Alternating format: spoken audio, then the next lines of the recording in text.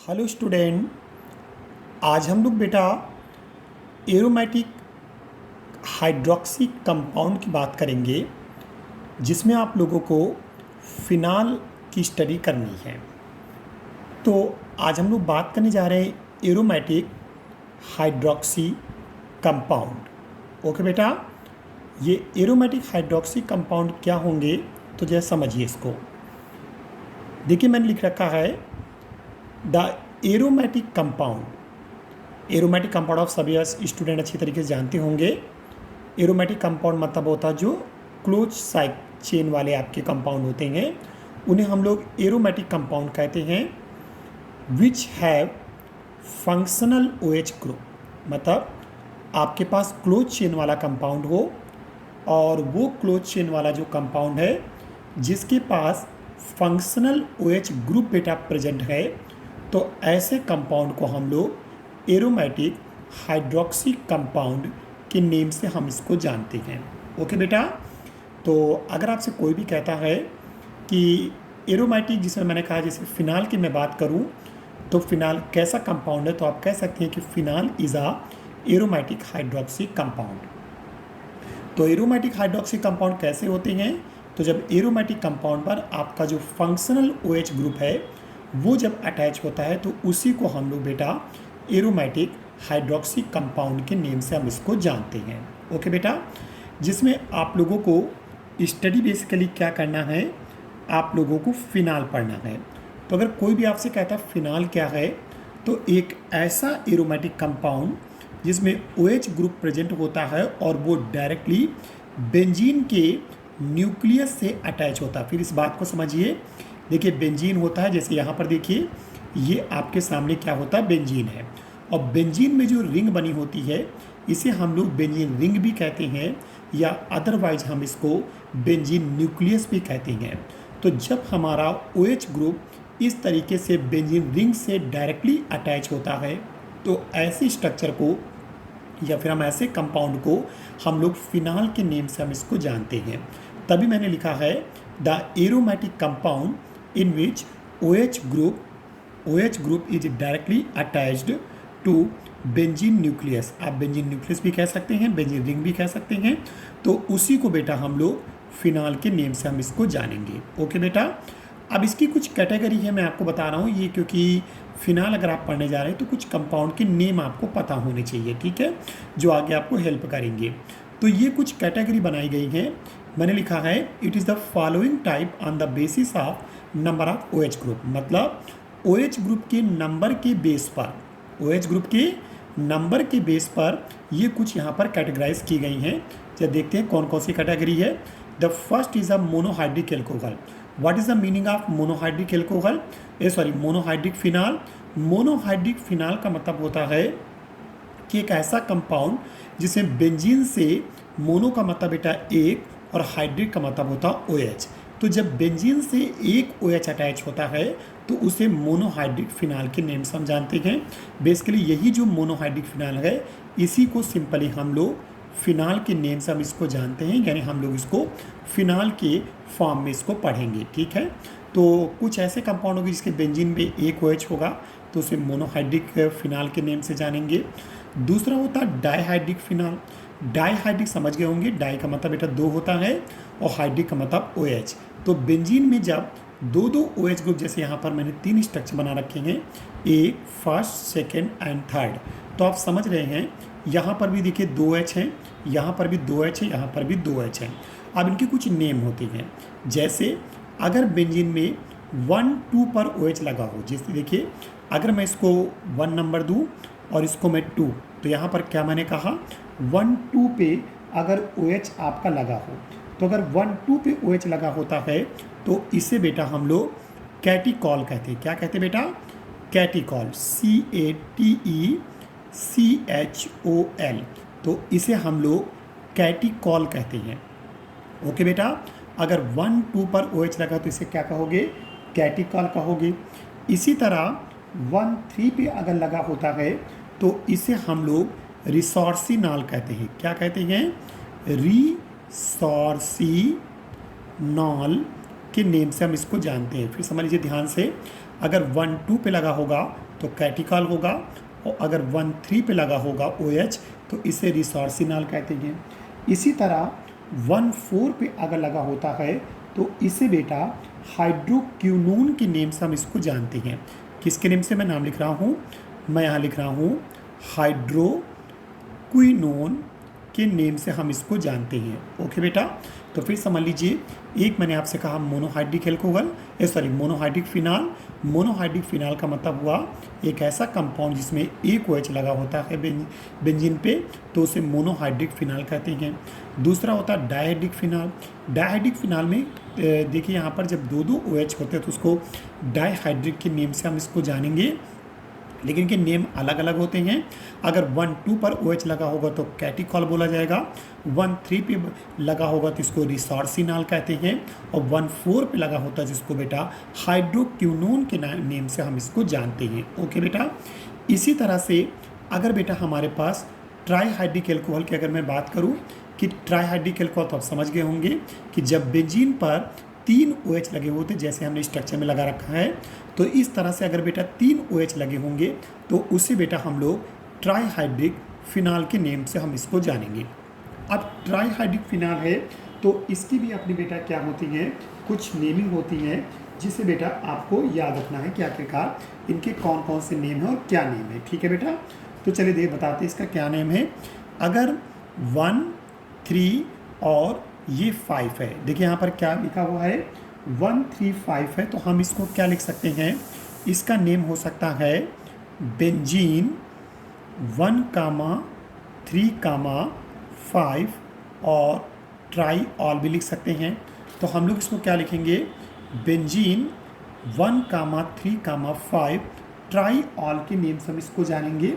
और इस कंपाउंड की अगर हम बात करें तो इसे बेटा हम लोग फ्लोरोग्लूसिनॉल कहते हैं। क्या कहते हैं बेटा, इसे हम लोग फ्लोरोग्लूसिनॉल के नेम से हम इसको जानते हैं। क्या बोलते हैं इसको, फ्लोरोग्लूसिनॉल के नेम से हम इसको जानेंगे। ओके बेटा, इसी तरह से अगर हम इसकी बात करें तो इस कंपाउंड का नेम क्या होना चाहिए, इसे हम लोग बोलेंगे हाइड्रोक्सी। देखिए 1, 3 पे लगा होता तो इसे क्या कहते हैं आप, क्यूनोन कह सकते थे, तो इसे हम लोग क्योंकि 1, 2, 3 पे लगा है तो इसका नाम है हाइड्रोक्सीक्विनॉल कहते हैं। क्या कहते हैं, हाइड्रोक्सीक्विनॉल के नेम से हम इसको जानते हैं। कॉमन नेम है, ध्यान रखिएगा, इनको आपको लर्न करना पड़ेगा।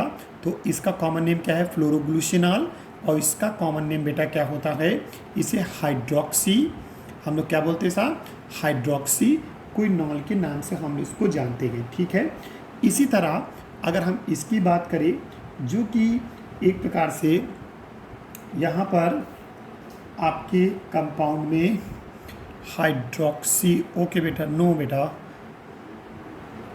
ये एक्चुअली में ये जो नेम है ना, ये इसका नेम आप बोलेंगे। ठीक है, थोड़ा सा गलत हो गया बेटा, ये इसका नेम होगा, ये हाइड्रोक्सीक्विनॉल जो होगा वो इसका नेम होगा।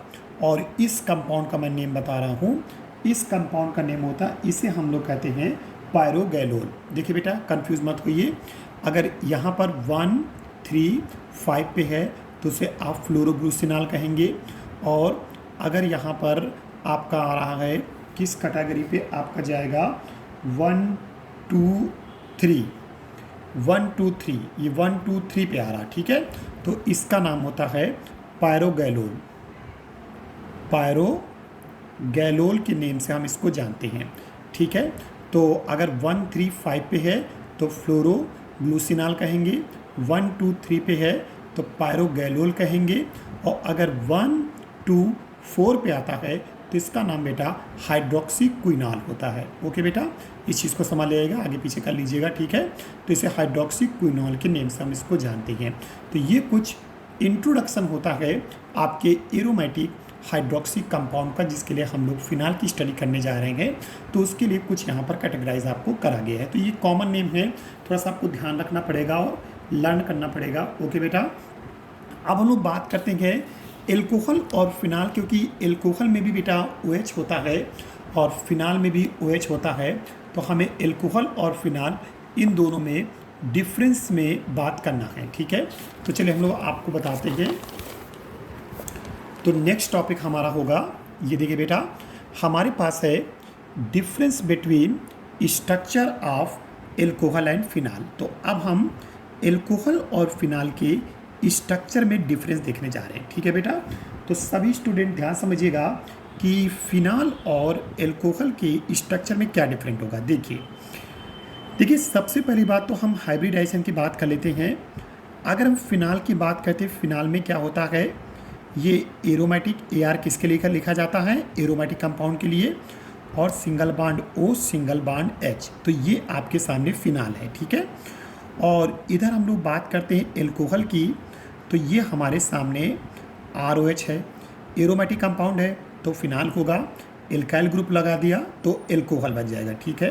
तो ये हमारे सामने बेटा क्या है, ये हमारे सामने बेटा फिनाल हो गया, और ये हमारे सामने बेटा क्या है, एल्कोहल है। अब देखिए इसमें अगर हम बात करते हैं, पहला डिफरेंस तो ये है कि फिनाल और एल्कोहल में अगर हम एक बात करें तो यहाँ का जो ऑक्सीजन है, चाहे आपके फिनाल के ऑक्सीजन की हम बात करें या अदरवाइज एल्कोहल के ऑक्सीजन की बात करें, दोनों ही ऑक्सीजन बेटा कैसे हैं, sp3 हाइब्रिडाइज्ड होते हैं। कैसे होते हैं, sp3 हाइब्रिडाइज्ड होते हैं, यानी दोनों का हाइब्रिडाइजेशन सेम है। फिनाल में भी ऑक्सीजन का sp3 हाइब्रिडाइजेशन होगा, और एल्कोहल में भी हाइब्रिडेशन जो होगा ऑक्सीजन का वो sp3 होगा। क्यों, आप समझ सकते हैं, क्योंकि ऑक्सीजन आपका सिंगल बॉन्डेड है, और जब सिंगल बॉन्डेड है तो sp3 हाइब्रिडेशन होना चाहिए। तो उस कंडीशन में आपके फिनाल का भी जो अगर ऑक्सीजन बोले तो वो सिंगल बॉन्डेड होता है, और आपके एल्कोहल का भी ऑक्सीजन जो है वो सिंगल बॉन्डेड है। तो उस कंडीशन में sp3 हाइब्रिडेशन दोनों में अप्लाई होगा। लेकिन यहाँ पर कंडीशन ये है कि अगर हम लोग बात करते हैं कि ओवरलैपिंग किसके किसके बीच हुई है, तो यहाँ पर ध्यान रखिएगा। अगर हम इस तरह से आपको फिनाल बना के दिखाएं, ये देखिए, ये आपके सामने बेंजीन में ये रिंग बना दिया, और ये सिंगल बॉन्ड से यहाँ पर हमने इस तरह से OH, तो ये आपके सामने फिनाल है। तो देखिए क्या होता है कि बेंजीन में जो कार्बन होता है, आपको पता होना चाहिए कि वो कार्बन जो होता है वो sp2 हाइब्रिड होता है। कैसा होता है बेटा, sp2 हाइब्रिड। तो यहाँ का जो कार्बन होगा वो sp2 हाइब्रिड होगा, और जबकि इस ऑक्सीजन की अगर हम बात करें तो ये सिंगल बॉन्ड से अटैच्ड है। अच्छा, ये sp2 क्यों है, क्योंकि ये डबल बॉन्ड से अटैच है। चाहे तो हम यहाँ पे रिंग लगा दें या अल्टरनेट पे पाई बॉन्ड लगा दें। तो ये वाला जो कार्बन है, क्योंकि बेंजीन में प्रत्येक कार्बन जो होता है वो sp2 हाइब्रिड होता है, तो यहाँ पर ये कार्बन sp2 हाइब्रिड है। जबकि अगर हम इस ऑक्सीजन की बात करें तो ये ऑक्सीजन जो होता है वो sp3 है। तो यहाँ जो ओवरलैपिंग होती है वो कार्बन के sp2 ऑर्बिटल और ऑक्सीजन के sp3 ऑर्बिटल के बीच में ओवरलैपिंग से ये आपका सिंगल बॉन्ड बेटा क्या होता है, फॉर्म होता है। फिर बहुत ध्यान समझिए मैं क्या कह रहा हूँ कि अगर कोई कहता है कि फिनाल में ऑक्सीजन और कार्बन के बीच में हाइब्रिडेशन किसके किसके बीच होता है, तो कार्बन के sp2 हाइब्रिड ऑर्बिटल और ऑक्सीजन के sp3 हाइब्रिड ऑर्बिटल के बीच में ओवरलैपिंग होती है, जिसके थ्रू ये सिंगल बॉन्ड आपका फॉर्म होता है। जबकि अगर हम इस एल्कोहल की बात करते हैं तो एल्कोहल में क्योंकि R सिंगल बॉन्ड O और सिंगल बॉन्ड H होता है, तो यहाँ पर क्या होता है, इसका भी sp3 हाइब्रिड ऑर्बिटल होता है, और इस एल्काइल ग्रुप का भी बेटा क्या होता है, sp3 हाइब्रिड ऑर्बिटल। तो देखिए एक डिफरेंस आपको समझ में आ रहा होगा कि फिनाल में भी OH होता है, एल्कोहल में भी OH होता है, लेकिन फिनाल में जो सिंगल कार्बन और ऑक्सीजन के बीच में सिंगल बॉन्ड फॉर्म होता है वो sp2 और sp3 हाइब्रिड ऑर्बिटल के बीच में ओवरलैपिंग से होता है। जबकि एल्कोहल की बात करें तो इसमें क्या होता है, sp3 और sp3 के बीच में ओवरलैपिंग से यहाँ पर ये सिंगल बॉन्ड बेटा क्या होता है, फॉर्म होता है। ठीक है, तो इस चीज़ को ध्यान में रखना, एक चीज़ हो गई।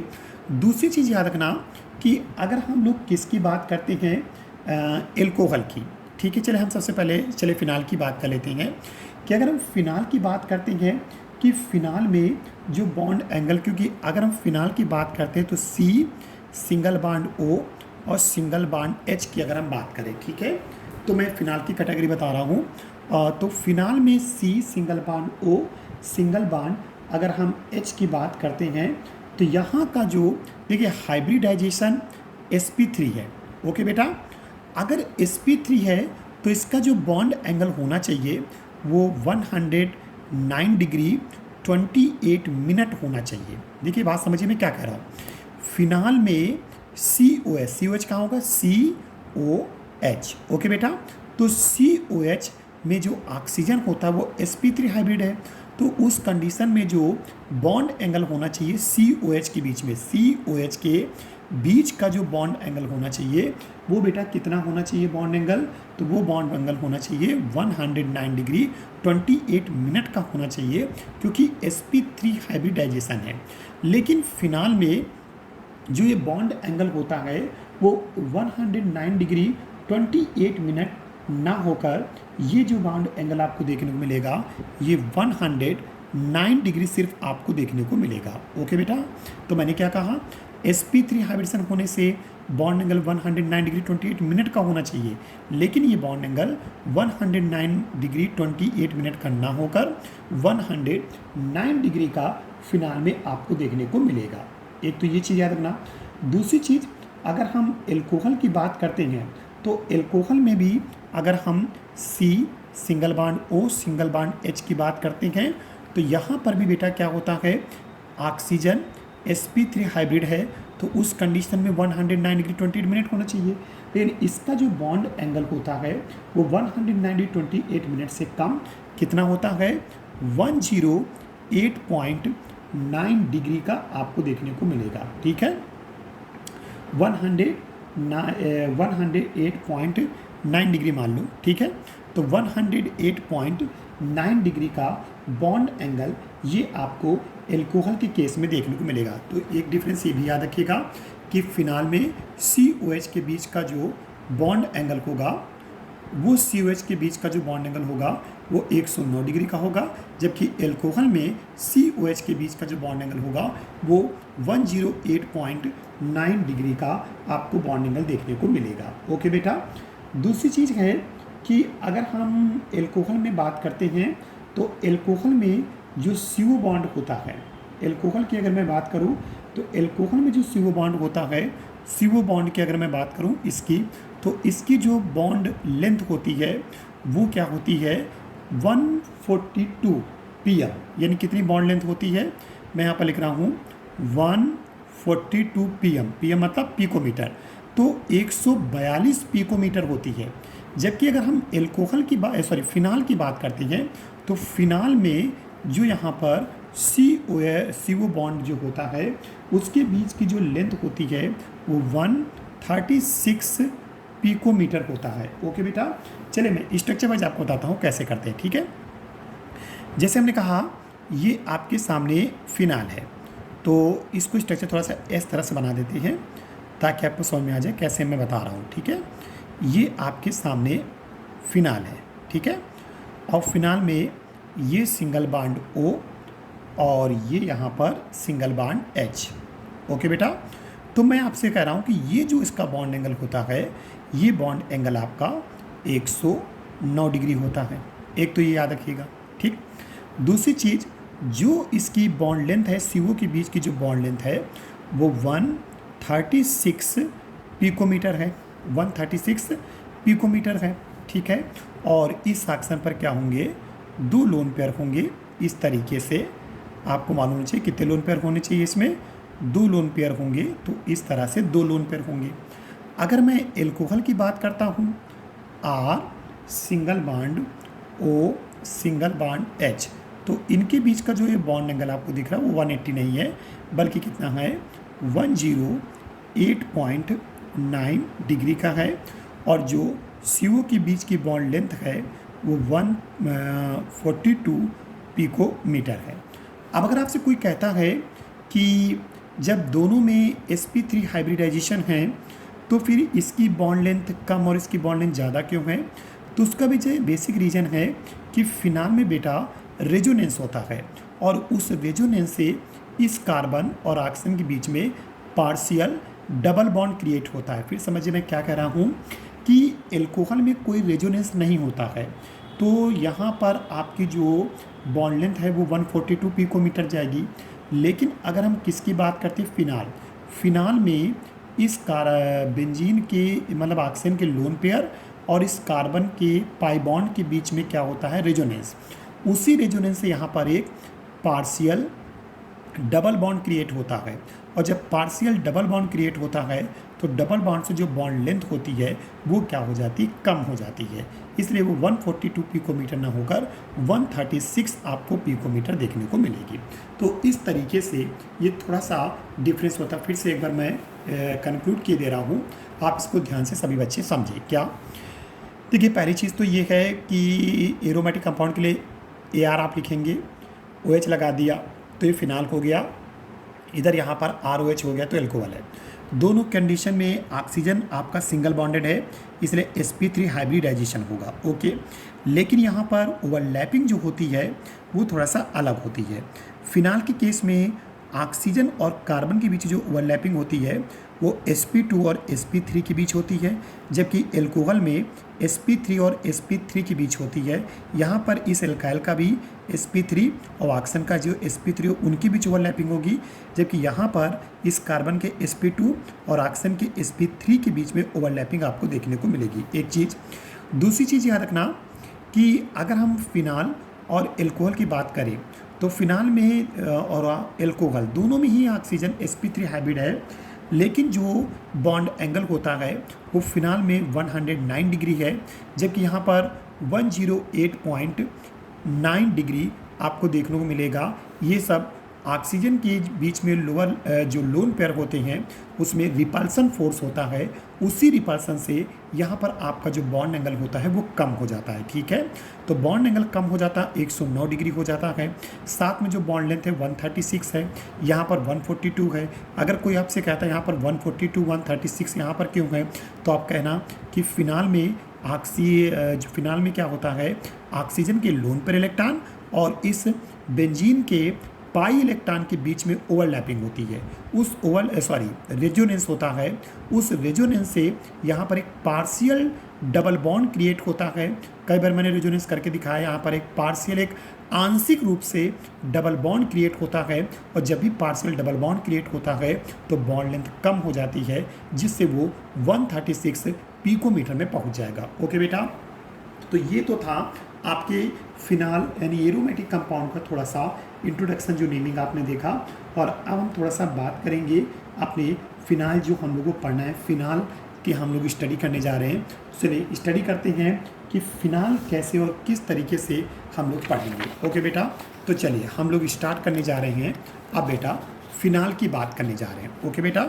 तो चलिए देखते हैं कि हम लोग किसकी बात करें, फिनाल की बात करें, ठीक है बेटा। तो चलिए सभी स्टूडेंट्स देखिए यहाँ पे, ये आपके सामने फिनाल है। फिनाल को हम और क्या क्या कह सकते हैं, देखिए, चाहे तो आप फिनाल कहें या अदरवाइज आप इसको मोनोहाइड्रोक्सी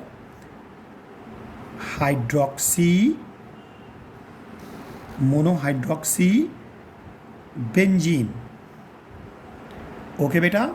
तो आप इसको फिनाल कहें या फिर आप इसको मोनोहाइड्रोक्सी बेंजीन कहें, या फिर इसका एक तीसरा नेम भी होता है और उसे हम लोग कार्बोलिक एसिड कहते हैं। क्यों कहते हैं, हम सबका नाम बताएंगे आखिरकार ये नाम क्यों पड़े हैं।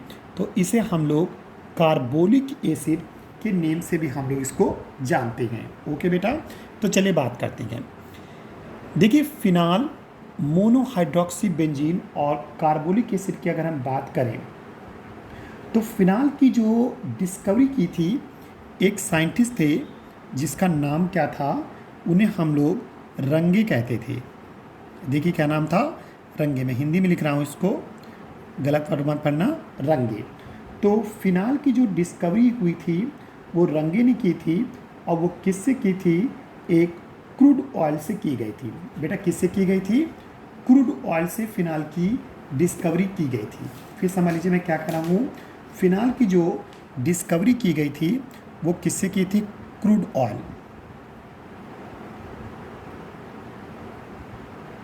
किससे की गई थी बेटा, क्रूड ऑयल से की गई थी, जिसे हिंदी में हम लोग कोल तार के नेम से हम इसको जानते हैं। ओके बेटा, तो फिनाल की डिस्कवरी रंगे ने की थी, वो भी क्रूड ऑयल से की थी, यानी कोल तार से की थी। एक तो ये चीज़ आप ध्यान में रखिएगा। दूसरी चीज़ ये है, इसे फिनाल क्यों कहते हैं बेटा? फिनाल का नाम इसलिए पड़ा क्योंकि जो बेंजीन था, ये देखिए बेंजीन का नेम क्या था? बेंजीन को हम लोग फीन भी कहते थे। क्या कहते थे? फीन। तो बेंजीन को फीन कहते थे, और इस पर जब OH लगा तो फीन प्लस ऑल, तो उसी से इस कंपाउंड का नेम क्या पड़ गया?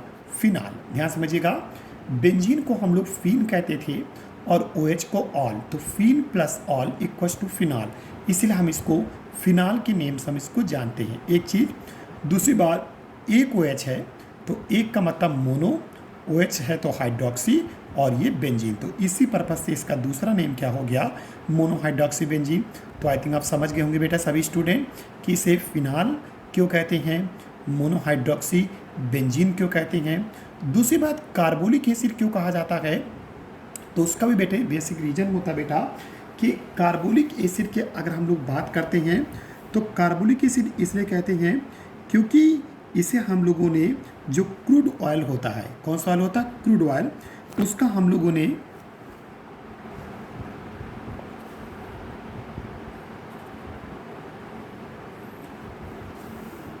बेटा जो क्रूड ऑयल होता है, तो जो क्रूड ऑयल होता है कि उस क्रूड ऑयल के हम लोग एक प्रकार से मिडिल ऑयल का फ्रैक्शनल डिस्टिलेशन करते हैं। किसका करते हैं? मिडिल ऑयल फ्रैक्शनल डिस्टिलेशन करते हैं। जैसे समझिए मैं क्या कह रहा हूँ, मैंने यहाँ पर कहा कि हम लोग यहाँ पर क्या करते हैं? Middle oil fraction, middle oil fraction कहते हैं, जिसे हिंदी में हम लोग मध्य प्रभाज कहते हैं। क्या कहते हैं? तो ऐसे मैं हिंदी में लिख दे रहा हूँ, हिंदी में इसे क्या कहते हैं? मध्य प्रभाज कहते हैं। तो मिडिल ऑयल फ्रैक्शन किया जाता है बेटा किसका? क्रूड ऑयल का। किसका करते बेटा? क्रूड ऑयल का। तो उसी पर्पज से इसे कार्बोलिक कहते हैं। क्यों कहा गया कार्बोलिक? इसका बेसिक रीज़न है क्योंकि कार्बो, जो यहाँ पर कार्बो वर्ड होता है, तो कार्बो का मतलब बेटा कोल होता है। कोल मतलब समझते होंगे कोयला, ठीक है बेटा? तो कार्बो का मतलब क्या होता है? कोयल होता है। तो उसी पर्पज से इसे कार्बोलिक एसिड के नेम से हम लोग इसको जानते हैं, ठीक है? तो तीनों नाम आपको क्लियर होंगे। देखिए फिनाल क्यों कहते हैं फिर समझ लीजिए। बेंजीन का दूसरा नाम फीन होता है, OH को ऑल कहते हैं, इसे फिनाल पड़ा इसका नेम। मोनोहाइड्रोक्सी बेंजीन इसलिए कहते हैं क्योंकि एक OH होता है, इसे मोनो, OH को हाइड्रोक्सी, और बेंजीन, इसे मोनोहाइड्रोक्सी बेंजीन के नेम से जानते हैं।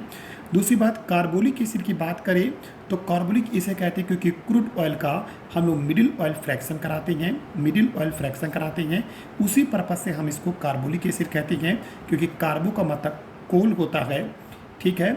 और आगे जो ओलिक लिखा है तो उसका मतलब होता है कि जो ओल यहाँ पर लिखा गया है तो ओल का मतलब ऑयल होता है, इसलिए इसका नेम कार्बोलिक एसिड के नेम से भी हम लोग इसको जानते हैं। ओके बेटा, और अब हम लोग को देखना है कि किस तरह से और कैसे हम लोग इस फिनाल को फॉर्म करेंगे, यानी प्रिपेयर करेंगे। तो चलिए स्टार्ट करते हैं।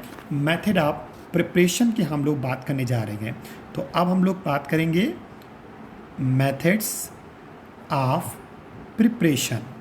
ओके बेटा, तो मेथड ऑफ प्रिपरेशन की बात करेंगे कि कौन कौन सी वो मेथड हैं जिससे हम लोग इस फिनाल को बेटा क्या करेंगे?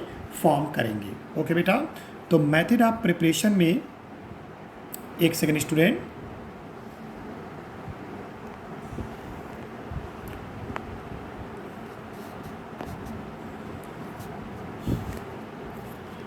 ओके बेटा, मेथड्स ऑफ प्रिपरेशन की अगर हम बात करें तो सबसे पहले हम मेथड देखेंगे जिसे हम लोग क्या कहते हैं? डाउ प्रोसेस। बहुत ही मोस्ट इम्पॉर्टेंट प्रोसेस आप देखने जा रहे हैं। इतना इंट्रोडक्शन देखने के बाद अब आप देखेंगे डाउ प्रोसेस। व्हाट इज़ द डाउ प्रोसेस? देखिए क्या होता है डाउ प्रोसेस में। क्या होता है? It is a interconversion of chlorobenzene to phenol. Dow process में आप ये भी लिख सकते हैं कि इसमें क्या करना होता है हमें? क्लोरोबेंजीन बेटा क्लोरोबेंजीन को हम लोग फिनाल में कन्वर्ट करते हैं। ओके बेटा, तो क्लोरोबेंजीन को हम लोग फिनाल में कन्वर्ट करेंगे, उसी प्रोसेस को हम लोग डाउ प्रोसेस के नेम से हम इसको जानते हैं। ठीक है, अब देखते हैं क्लोरोबेंजीन को फिनाल में कैसे कन्वर्ट करेंगे। तो सिंपल है, क्लोरोबेंजीन सभी बच्चों को मालूम होगा क्लोरोबेंजीन का स्ट्रक्चर क्या होता है। ये देखिए, ये आपके सामने बेटा बेंजीन है। ठीक है बेटा, और इस बेंजीन पर हम लोग क्या लगाते हैं, Cl, तो इसे बेटा हम लोग क्लोरोबेंजीन के नेम से हम इसको जानते हैं। मेरे हिसाब से किसी को कोई प्रॉब्लम नहीं होनी चाहिए। बेंजीन पर जब Cl लगता है इसे क्या कहते हैं बेटा, क्लोरोबेंजीन। क्लोरोबेंजीन को पहले हम लोग सोडियम हाइड्रोक्साइड के साथ हम लोग इसको हीट करेंगे। ओके बेटा, और कैसे हीट करते हैं, तो हीट करने के लिए हम लोग को क्या करना होता है, लगभग 300 डिग्री सेल्सियस का टेम्परेचर, 250 ATM का प्रेशर। ओके, कहीं पर 200 भी लिखा होगा, कोई दिक्कत नहीं है। तो ये एक हाई प्रेशर और हाई टेम्परेचर हम लोग प्रोवाइड करते हैं। 300 डिग्री सेल्सियस का टेम्परेचर हुआ, 250 या 200 ATM का प्रेशर प्रोवाइड करते हैं। तो देखिए यहाँ पर क्या रिएक्शन होगी। देखिए आपने ले रखा है NaOH के 2 मॉलिक्यूल, इस तरीके से आप समझ सकते हैं। NaOH के 2 मॉलिक्यूल, तो एक मॉलिक्यूल तो आपका ये वाटर फॉर्म हो जाएगा, दूसरा बेटा यहाँ से NaCl निकलेगा, आप समझ सकते हैं। और यहाँ फिर क्या बचेगा, ONa, वो ONa इस बेंजीन से अटैच होगा। तो यहाँ से बेटा क्या क्या निकलेगा साइड प्रोडक्ट के फॉर्म में, एक तो वाटर निकलेगा, दूसरा बेटा NaCl फॉर्म निकल जाएगा। ठीक, और यहाँ पर आपके सामने जो बेंजीन होगा उस बेंजीन से Cl का सब्स्टिट्यूशन होगा, और यहाँ पर बेटा क्या अटैच होगा, ONa। ओके बेटा, तो क्या अटैच हो जाएगा बेटा, यहाँ पर ONa अटैच हो जाएगा। और इस तरीके से जब ONa अटैच होगा तो इसे हम लोग क्या कहेंगे, सोडियम फेनॉक्साइड। देखिए बेटा क्या लिखा है, सोडियम फेनॉक्साइड के नेम से हम इसको जानेंगे। ओके बेटा, तो पहले सबसे पहले आप लोगों ने क्या लिया, क्लोरोबेंजीन। क्लोरोबेंजीन की रिएक्शन आपने NaOH से कराई एक हाई टेम्परेचर हाई प्रेशर पर। तो उस कंडीशन में कोई बच्चा ये मत समझे, क्योंकि ये एरोमेटिक कंपाउंड में आपको क्लोरोबेंजीन में ये चीज़ बता चुका था कि क्लोरोबेंजीन में यहाँ पर कार्बन और क्लोरीन के बीच में पार्शियल डबल बॉन्ड होता है, जिससे इसको ब्रेक करना आसान नहीं होता है। एक हाई टेम्परेचर हाई प्रेशर जब प्रोवाइड करते तब ये बॉन्ड ब्रेक होता है, इसलिए हमें high temperature high pressure provide किया, NaOH के साथ हीट किया, तो डायरेक्ट फिनाल ना बनकर आपका पहले सोडियम फेनॉक्साइड बनेगा, फिर आप इसकी डाइल्यूट HCl से रिएक्शन करा दीजिए। ये लीजिए, डाइल्यूट HCl करा दीजिए या एसिडिक हाइड्रोलिसिस करा दीजिए। तो उस कंडीशन में यहाँ से आपको समझ में आ गया होगा, O पर माइनस, Na पर प्लस, और यहाँ पर H पर प्लस, Cl पर माइनस। तो बेटा क्या बाहर हो जाएगा, NaCl मॉलिक्यूल बाहर हो जाएगा, और ये H यहाँ पर O पर लगेगा, और इस तरीके से आपके सामने फाइनल कंपाउंड आपका बेटा फिनाल फॉर्म हो जाएगा। ये लीजिए, ये आपके सामने फिनाल बनकर तैयार होगा। This is a method known as Dow process in which the chlorobenzene change to phenol. Okay बेटा, तो इस तरीके से क्लोरोबेंजीन फिनाल में कैसे चेंज होगा, तो क्लोरोबेंजीन की पहले NaOH से रिएक्शन कराएंगे, सोडियम फेनॉक्साइड फॉर्म होगा, और फिर डाइल्यूट HCl से रिएक्शन कराने पर आपका फिनाल बन जाएगा। तो इसे कहते हैं हम लोग डाउ प्रोसेस, जिसके थ्रू आपका क्लोरोबेंजीन यहाँ पर फॉर्म हो जाएगा। ओके स्टूडेंट, तो इस तरीके से क्लोरोबेंजीन से फिनाल बना लेंगे। अगला मेथड हम लोग देख लेते हैं, और वो मेथड कैसे होगा, तो उसे हम लोग कहेंगे, चलिए हम लोग बात कर लेते हैं फिनाल किससे बनाते हैं, बेंजीन से बना लेते हैं, बेंजीन से बन जाएगा आराम से। तो चलिए हम बात करते हैं from benzene, from benzene. Okay बेटा, तो फ्रॉम बेंजीन देखते हैं कि बेंजीन से कैसे हम लोग फिनाल को फॉर्म करेंगे। देखिए क्या है कि सबसे पहले हम लोग बेंजीन लेंगे, ये देखिए आपके सामने बेंजीन है। ओके बेटा, और बेंजीन का हम लोग क्या कराएंगे, बेंजीन का सबसे पहले हम लोग नाइट्रेशन कराएंगे। तो नाइट्रेशन कैसे कराते हैं, HO single bond NO2। Okay बेटा, ये क्या लिखा हुआ है आप समझ रहे हैं, HNO3 लिखा हुआ है ना, HNO3 को हमने स्ट्रक्चर वाइज लिख दिया, तो HO सिंगल बॉन्ड NO2। और इसकी रिएक्शन हम लोग किससे कराएंगे, कंसनट्रेटेड H2SO4 की प्रेजेंस में 50 to 60 डिग्री सेल्सियस टेम्परेचर पर। देखिए ध्यान से, तो जब हम लोग बेंजीन का नाइट्रेशन कराने जा रहे हैं, इसे कहते हैं नाइट्रेशन ऑफ बेंजीन। तो बेंजीन का जब नाइट्रेशन कराएंगे कंसर्न H2SO4 के प्रेस में 90 केसीस रिएक्शन कराएंगे तो ये बॉन्ड ब्रेक होगा। और आपको मालूम है कि ऑक्सीजन ज़्यादा इलेक्ट्रोनेगेटिव है तो OH पर माइनस का चार्ज आएगा, NO2 पर प्लस का चार्ज आएगा।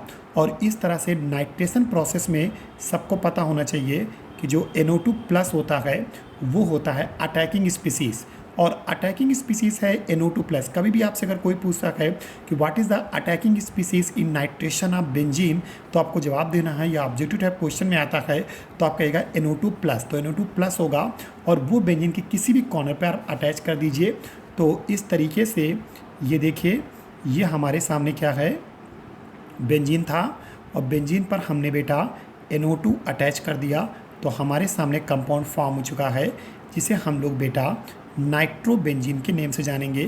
और यहाँ से वाटर का मॉलिक्यूल एलिमिनेट होगा, आप समझ गए होंगे। कंसंट्रेटेड H2SO4 होता है तो केमिस्ट्री में कंसंट्रेटेड H2SO4 का क्या काम क्या होता है बेटा, वाटर को एलिमिनेट करता है, यानी वाटर को बाहर निकालता है, डिहाइड्रेशन करा देता है। तो इस तरह से वाटर निकल जाएगा और नाइट्रोबेंजीन फॉर्म हो जाएगा। अब इसके बाद क्या होगा, जो नाइट्रोबेंजीन आपका फॉर्म हुआ है इसका हम लोग रिडक्शन कराएंगे। कैसे, SN प्लस HCl की प्रेजेंस में 6H, कुछ याद आ रहा होगा। तो रिडक्शन मैंने कई बार बोला है कि रिडक्शन में खासियत होती है कि जितने भी ऑक्सीजन होते हैं वाटर बाहर कर दो। तो 2 ऑक्सीजन है तो सबसे पहले 2 वाटर मॉलिक्यूल बाहर कर देंगे, तो यहाँ पर कितने बचेंगे, 4 हाइड्रोजन यूज होंगे, 2। तो 2 अगर H यहाँ पर लग जाएंगे तो इस तरीके से आपके सामने यहाँ पर जो कंपाउंड फॉर्म होगा तो बेंजीन पर यहाँ पर NH2 लग जाएगा और आप इसे एनिलीन के नेम से हम इसको जानेंगे। ओके बेटा, तो देखिए हम शुरू से स्टार्टिंग से बता रहे हैं कि सबसे पहले बेंजीन था, बेंजीन का नाइट्रेशन कराया, नाइट्रोबेंजीन फॉर्म हुआ, उसका फिर रिडक्शन कराया तो एनिलीन फॉर्म हुआ।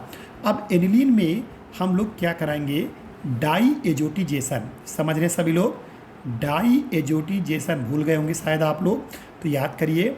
डाई एजोटिजेशन में क्या करते थे, NaNO2 से रिएक्शन प्लस 2HCl, कुछ याद आ रहा।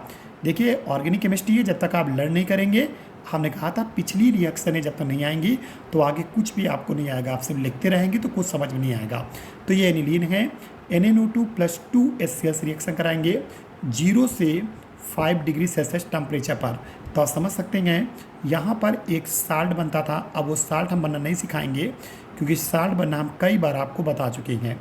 और वो साल्ट क्या बनता है, N double bond N single bond Cl, याद आ रहा, जिसे हम लोग N2Cl, इसे हम लोग बेंजीन डाई एजोनियम क्लोराइड, मेरे हिसाब से याद आ रहा होगा आप लोगों को, benzene diazonium chloride form होगा। ओके बेटा, और यहाँ से आपका क्या क्या बाहर होगा, देखिए एक तो कंपाउंड NaCl, चले मैं यहाँ निकाले दे रहा हूँ, NaCl बाहर होगा। दूसरी बात, वाटर के 2 मॉलिक्यूल बाहर होंगे।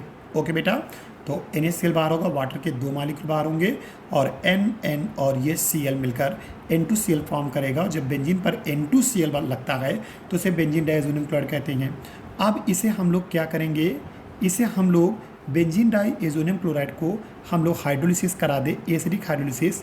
तो एसिडिक हाइड्रोलिसिस करा दीजिए तो यहाँ से क्या होगा, N2 का मॉलिक्यूल N2 और यहाँ से HCl। ओके बेटा, N2, तो यहाँ समझ सकते हो ये N2 का मॉलिक्यूल, यहाँ से HCl बाहर होगा और ये OH लगेगा। और इस तरीके से आपका फाइनली OH जब बेंजीन पर अटैच होगा तो ये आपका फिनाल फॉर्म हो जाएगा। ठीक है, तो 2 मेथड आप लोगों ने बेटा देखे हैं। एक आपने देखा है डाउ प्रोसेस देखा जिसमें क्लोरोबेंजीन को पहले सोडियम फिनॉक्साइड में कन्वर्ट करते हैं और एक डाइल्यूट HCl से रिएक्शन कराने पर फिनाल फॉर्म हो जाता है। दूसरा बेंजीन में पहले क्या होता है कि बेंजीन से फिनाल डायरेक्ट नहीं बनता है, पहले नाइट्रेशन के थ्रू नाइट्रोबेंजीन बनाते हैं, फिर रिडक्शन करा के एनिलीन बनाते हैं, फिर ये डाई एजोटिजेशन मेथड है। कौन सा है, डाई एजोटिजेशन, जिसे हिंदी में डाई एजोटीकरण कहते हैं। याद करिए, पिछले रिएक्शनों को ध्यान से समझिए।